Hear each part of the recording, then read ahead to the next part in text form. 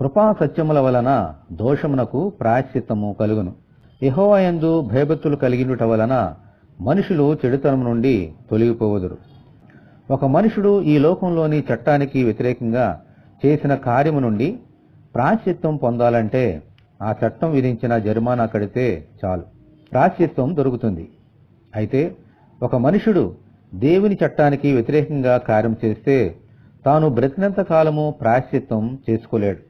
ఎందుకంటే దేవుని చట్టం విధించిన జరిమానా మరణం. ప్రాయశ్చిత్తం చేసుకోవాలంటే చచ్చిపోవాలి. చచ్చిపోతే తిరిగి బ్రతకలేం. అందుకే ఇది మనుషులకు అసాధ్యం. మన దోషముల నుండి ప్రాయశ్చిత్తం చేసేవాడు దేవుని గొర్రెపిల్ల అయిన యేసుక్రీస్తు మాత్రమే. ఎందుకంటే ఆయన కృపను బట్టి మన జరిమానా కట్టడానికి మరణించి మనలను నీతిమంతులుగా జీవింపచేయడానికి ఆయన సత్యమును బట్టి తిరిగి లేచారు.